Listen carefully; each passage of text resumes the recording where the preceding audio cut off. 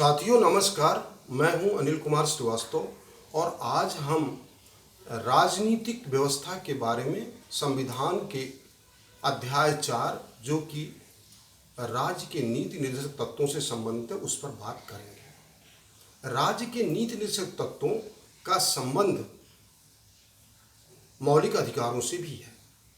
जब हम मौलिक अधिकारों की बात करते हैं तो अध्याय 3 हमारे दिमाग में आ जाता है। अब मौलिक रूप से क्या फर्क है दोनों अध्यायों में? अगर हम इसे देखें तो मौलिक रूप से दो प्रकार के फर्क हैं। पहला फर्क ये है कि संविधान का अनुच्छेद 37 ये कहता है कि अगर आपके राज्य नीति निर्देशक तत्वों का उल्लंघन कोई सरकार करती है तो आप न्यायालय में नहीं जा सकते हैं, यानी इसका निस्तारण न्यायालय द्वारा आप नहीं करा सकते हैं। दूसरा, अगर मौलिक अधिकारों का हनन होता है तो आप अनुच्छेद 32 के अंतर्गत संवैधानिक उपचारों का अधिकार आपको मौलिक अधिकार के रूप में मिला हुआ है। तो 32 में आप उच्चतम न्यायालय में मौलिक अधिकारों के हनन को सही करने के लिए जा सकते हैं, और अगर मौलिक अधिकारों का हनन हुआ है तो आप हाई कोर्ट में भी 226 के अंतर्गत जा सकते हैं।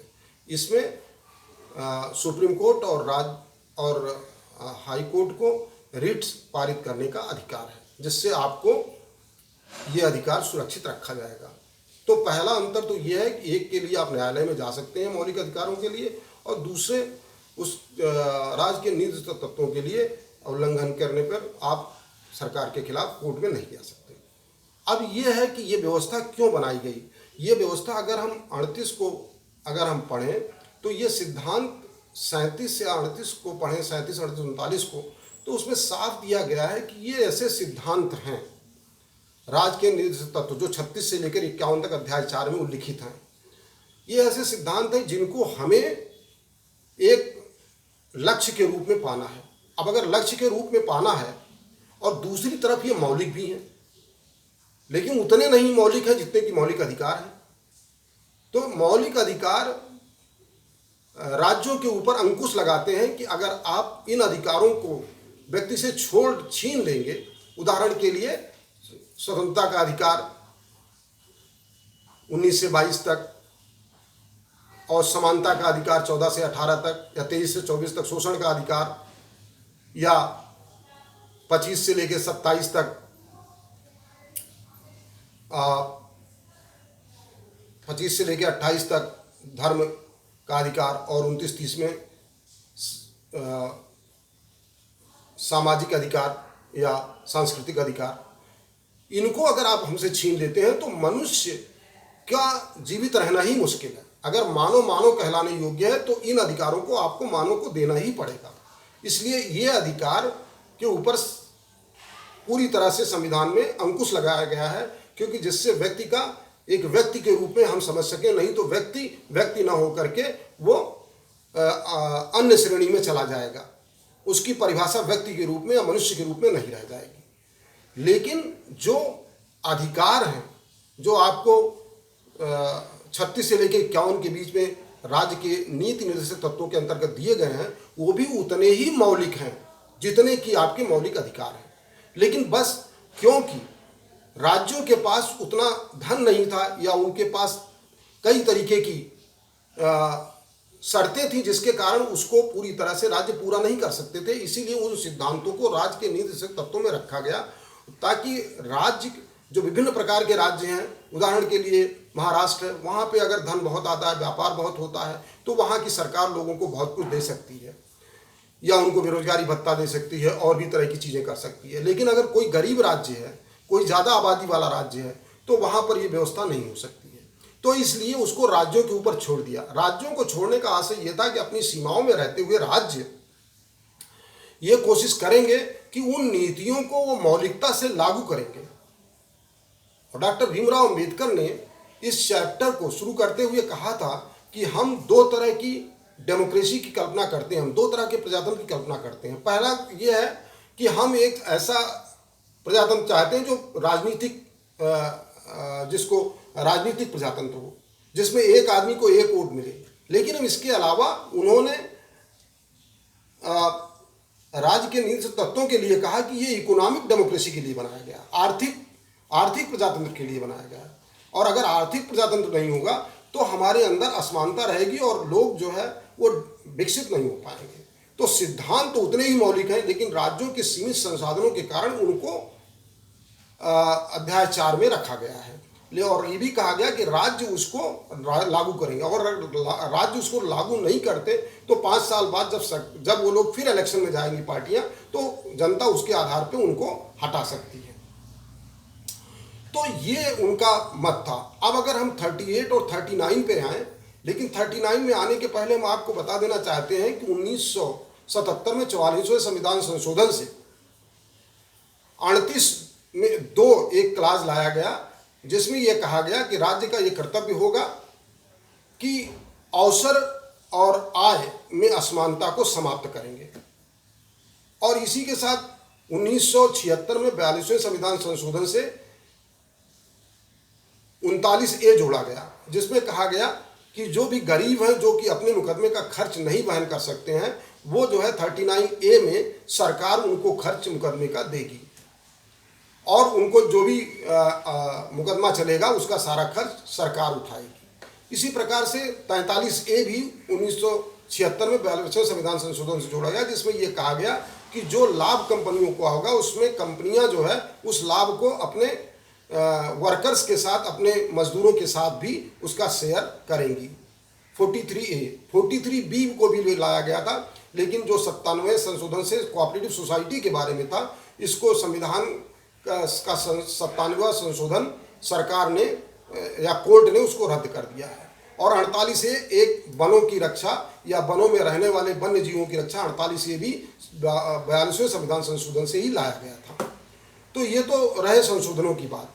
अब आइए देखते हैं कि 38 और 39 में क्या कहा गया है। 39 में कहा गया है कि ऐसा एक सोशल ऑर्डर होगा। अब सोशल ऑर्डर की जब बात करते हैं, सामाजिक व्यवस्था की बात करते हैं, तो एक ऐसा सिस्टम होगा जो कि हमारे संविधान की प्रस्तावना से संबंधित होगा, क्योंकि हमारे संविधान की प्रस्तावना में सामाजिक, आर्थिक और राजनीतिक न्याय की बात कही गई है। और अगर हम किसी सामाजिक व्यवस्था की बात करते हैं तो वो सामाजिक व्यवस्था को हमें उस दृष्टिकोण से देखना होगा कि हमारा सामाजिक, आर्थिक और राजनीतिक न्याय मिल सके। और इसके साथ ये भी है कि अगर दूसरा वितरणात्मक न्याय की बात की गई है या सोशल जस्टिस की बात की गई है, सामाजिक न्याय को बहुत ही महत्वपूर्ण माना गया है। और सामाजिक न्याय के लिए कहा गया है कि सामाजिक न्याय जो है वो न्याय का एक छोटा सा भाग है। न्याय एक बड़ा अगर समूह है तो राजनीतिक सामाजिक न्याय उसका एक छोटा सा स्वरूप है। तो सामाजिक न्याय ऐसा न्याय है जिससे कि हम गरीबों को या और भी लोगों को उसमें न्याय कर सकते हैं। और दूसरी बात, न्याय की अवधारणा भी समय के साथ बदलती रहेगी। तो ये एक डायनामिक टाइप का कॉन्सेप्ट है, एक गतिशील प्रकार का टर्म है जो कि समय के साथ बदलता रहेगा। अगर आप 1970 में महंगाई 10% थी और 1990 में 50% हो गई, तो हम 50% उसको महंगाई को हमें देना पड़ेगा, तभी तो सामाजिक न्याय हो पाएगा। या जो गरीब हैं, जो और लोग हैं, उनको कैसे सामाजिक न्याय दिया जा सके, इसको भी हम सुनिश्चित करेंगे। ये एक प्रकार का गतिशील है, समय और परिस्थितियों के अनुसार न्याय को बदलने के लिए सामाजिक न्याय शब्द का प्रयोग किया गया है। अब अगर हम आते हैं कि जो 39 है उसमें किस तरह की व्यवस्थाएं दी गई हैं, यानी उसमें सबसे पहले तो ये कहा गया कि सभी लोगों को, चाहे वो पुरुष हो महिला हो, उनको एक समान देखा जाएगा। दूसरा, अगर बी और सी में देखें तो उसमें मुख्य रूप से संसाधनों के बारे में, भौतिक संसाधनों के बारे में बात की गई है, चाहे जल हो, चाहे ऊर्जा हो या चाहे अन्य चीज़ें हों। तो उसमें जो है सरकार का अधिकार रहेगा। सरकार ये कोशिश करेगी कि उसका राष्ट्रीयकरण कर ले और सरकार राष्ट्रीयकरण करके सभी लोगों को समान रूप से वो सुविधा उपलब्ध कराए। ये भौतिक संसाधनों के लिए ज़रूरी है। और सरकार ऐसी नीतियां बनाए कि जिससे कि किसी भी प्रकार का वहाँ पे मोनोपोली ना पैदा हो, एकाधिकार ना पैदा हो, एक ही व्यक्ति के पास समान ढेर सारी चीज़ें, संसाधन ना चले जाएं। तो सरकार अपने नियमों में इस तरह का काम करेगी। जब बजट की नीतियां बनाएगी तो वो इस तरह का काम करेगी। और सरकार ने उसके बाद तमाम तरह के सरकारीकरण किए हैं, जैसे बैंकों का राष्ट्रीयकरण किया है, बहुत से जलों का जो जल है वो भी सभी की संपदा है। तो इसी प्रकार से 5G स्पेक्ट्रम है वो भी सबका है। तो ये ऐसा कुछ किया गया है जिससे सभी को समान रूप से वो मिलता रहे। अब आते हैं कि अगर 39D और E और F को D को देखें तो उसमें कहा गया है equal pay for equal work, समान कार्य के लिए समान वेतन। अब इस समान कार्य के लिए समान वेतन को अनुच्छेद 14 समानता से भी जोड़ा गया है। तो समानता या स्वतंत्रता से भी जोड़ा गया है और इसका आशय यह है कि हमें जो लोग समान रूप से स्थित हैं, समान रूप से अवस्थित हैं, एक ही कैडर के लिए हमें उसी तरह का वेतन उनको देना होगा। यानी जो लोग एक ही दशा में हैं उन लोगों के लिए या सेम कैडर के लिए हमें एक ही तरह का वेतन देना पड़ेगा, नहीं तो ये 14 का भी उल्लंघन होगा और 39D का भी उल्लंघन होगा। और इसके लिए उच्चतम न्यायालय ने कहा कि हम इसको 32 का सहारा भी ले सकते हैं इस उद्देश्य की प्राप्ति के लिए। और इसके बाद जो है इक्वल रिम्यूनरेशन एक्ट भी 1976 में बनाया गया है। तो ये अब इसके बाद अगर देखें इसमें कि ये भी कहा गया है कि अगर लोग समान रूप से अवस्थित नहीं हैं तो अगर एक कोई क्लासिफिकेशन कर दिया जाता है एक व्यक्तियों का तो उसमें लोगों को अलग समान कार्य के लिए अलग वेतन भी दिया जा सकता है, वो अगर रीजनेबल क्लासिफिकेशन के अंतर्गत आर्टिकल 14 में आता है। अब इसके बाद हम देखते हैं कि जो बच्चों के लिए जो प्रोविजन किए गए हैं तो ये E और F में किए गए हैं। इसमें यह कहा गया है जो वर्कर्स हैं या बच्चे हैं उनको इस तरह से न किया जाए कि उनका बचपन जो है नष्ट हो या उनको ऐसी परिस्थितियां दी जाएं जिससे वो अपने व्यक्तित्व का विकास कर सके। इसके लिए सरकार ने जो अनुच्छेद 45 है उसको पूरी तरह से हटा दिया और अनुच्छेद 21 की व्याख्या करते हुए सरकार ने कहा कि जो जीवन का अधिकार है, जो जो ह्यूमन राइट्स का अधिकार है, जो कि आर्टिकल 21 में निहित है, उसके अंतर्गत शिक्षा भी अधिकार में मौलिक अधिकार में आती है। बिना शिक्षा के अधिकार को, बिना लिटरेसी को समाप्त किए हुए हम कभी भी इन अधिकारों को नहीं पा सकते। यानी मानव ही नहीं बन सकता जब तक कि उसे शिक्षा का अधिकार न मिले। और इसलिए 86वें संविधान संशोधन के जरिए 21A को जोड़ा गया और उसको मौलिक अधिकार शिक्षा का बना दिया गया और ये कहा गया कि 0 से 6 के जो बच्चे हैं अनुच्छेद 45 के अंतर्गत उनको सरकार जो है वो उनकी केयर करेगी। यानी इसीलिए आंगनबाड़ी विभाग बनाया गया जो 0 से 6 वर्ष के बच्चों के लिए विकास के लिए काम करता है। ये अनुच्छेद 45 में दिया गया है। और इसके साथ ही ये भी दिया गया है कि प्रत्येक जो गार्जियन है, पेरेंट है, उनका भी ये कर्तव्य होगा जो कि अनुच्छेद 51A में जो ड्यूटीज़ हैं उसमें दिया गया है कि वो अपने 6 से 14 साल के बच्चों को संस्थाओं में पढ़ने के लिए भेजेंगे।